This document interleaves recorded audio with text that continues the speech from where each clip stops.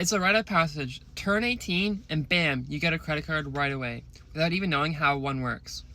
Nobody tells you when you get a credit card how much power that you actually have and how much that power can actually cost you in the long end if you're not using your credit card wisely.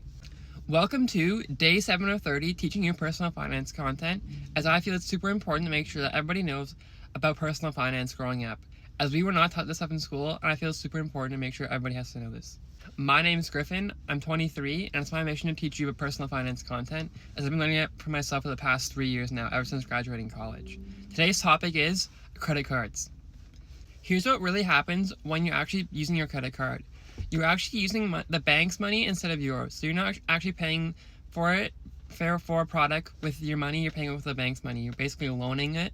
And then what happens is you have a statement, and if you don't pay that on time, you're charged interest on top of that purchase.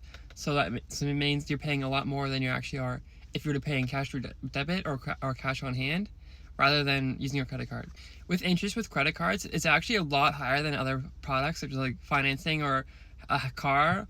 It can be up to 25%, and it's outrageous an amount. So if you're not using your credit card wisely, you're going to be spending more money than you actually can afford to spend on these things because you can't pay it on time. So make sure if you're using your credit card that you're paying the statement when it's due. For example, you were going to buy a pair of shoes for $100, and let's say you keep making the minimum balance payments, you're still going to get hit with interest. So that interest could be at least 20%, making that purchase actually $150 rather than being $100. And even if you're late on credit cards, you still get charged fees as well on top of that interest, so you're paying even more money. So I just recommend learning about credit cards and learning how important it is to pay with cash or debit card rather than using credit.